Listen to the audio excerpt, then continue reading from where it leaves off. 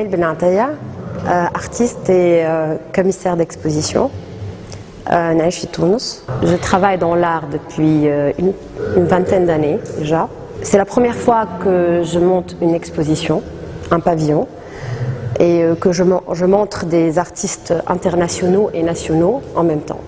Pour cette édition, on est 4 commissaires. On a eu les éléments, on a questionné les éléments de la nature.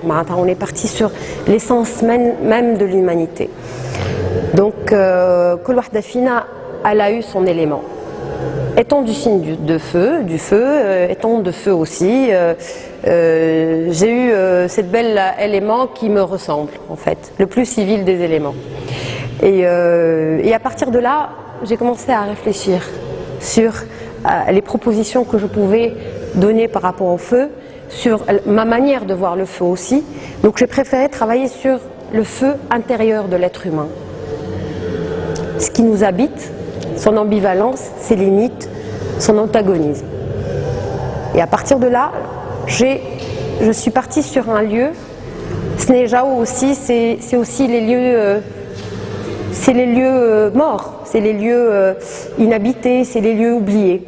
Donc on a redynamisé quelque part, et avec tous les commissaires, les lieux oubliés. Et donc pour le coup, j'étais sur l'imprimerie CRS. Elle est la première imprimerie tuniso-tunisienne qui est fermée depuis très longtemps. Et donc je me suis dit, bon, je suis directement sur ma thématique, je suis dans l'annulation du feu. C'est un espace où une imprimerie, il faut pas qu'il y ait du feu dans l'imprimerie. Donc allons dans l'ambivalence jusqu'au bout aussi, allons dans l'antagonisme du feu jusqu'au bout. Et j'étais dans cet espace, j'ai travaillé aussi beaucoup la scénographie de l'espace pour laisser le cachet du lieu, laisser les machines, laisser cette peau des murs parler et injecter de l'art contemporain dedans sans que l'un ne dénote pas l'autre en fait et n'empiète pas sur l'autre. C'était un exercice assez périlleux, je vous le dis, et qui m'a pris longuement. Voilà, donc pour l'ambivalence du feu, bon, le challenge le plus extraordinaire, c'est rentrer dans un lieu délabré, de le reformuler différemment.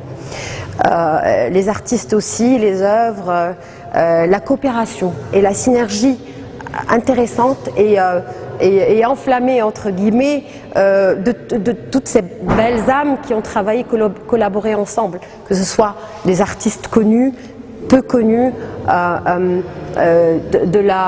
des techniciens aussi, de la team, de tout le monde ensemble à travailler dans une même optique. Voilà.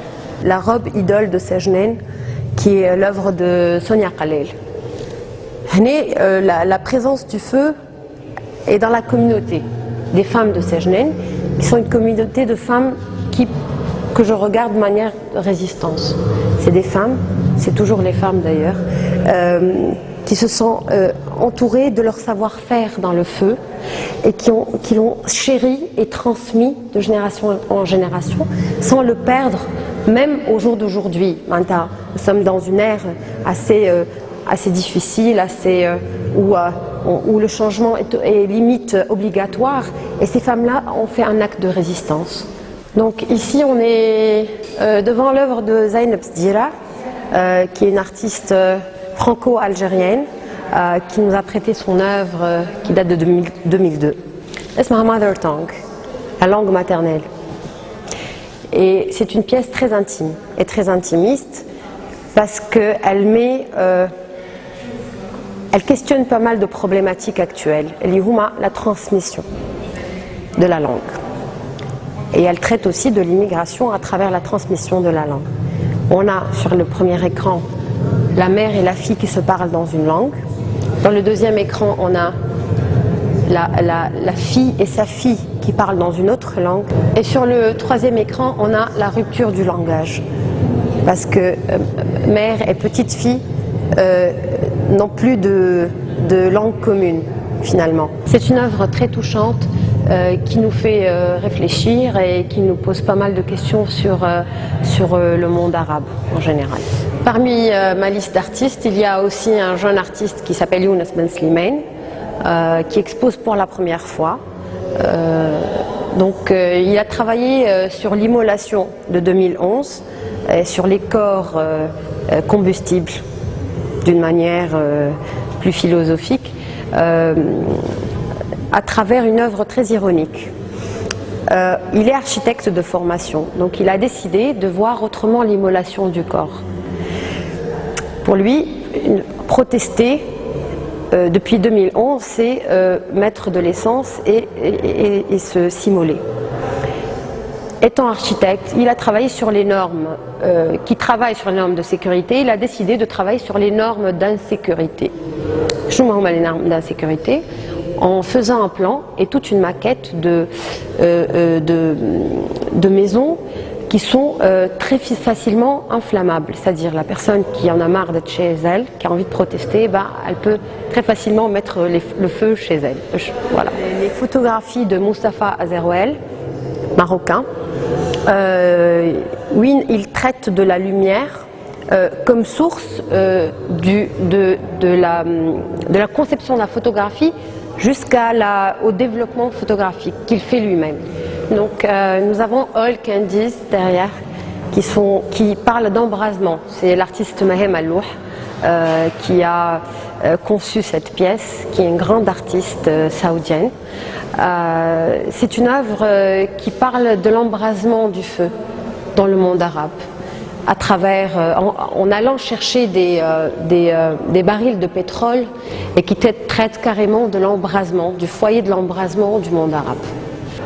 Une œuvre de Imen Fekher, marocaine, qui traite de la parité, de l'égalité de l'héritage.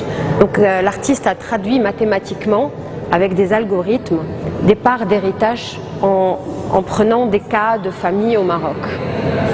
On a plusieurs séries, une série, je veux dire, où on voit l'inégalité directe et mathématique. On a l'œuvre de Mohsen Harraki qui a un réverbère, qui traite du feu ami dans la douceur.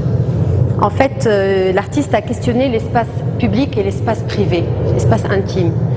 Parce qu'un poteau est censé être à l'extérieur. Mais le jour où il l'a tordu, il est devenu une œuvre intime et intérieure. À travers une histoire familiale très touchante, il a questionné ce rapport intime et public. C'est que l'artiste n'avait pas de lumière quand il était enfant, il n'avait pas de lumière chez lui. Et la seule source de lumière était ce réverbère extérieur. Donc le jour où il a grandi, il l'a fait rentrer en tant qu'ami à l'intérieur de l'espace intime.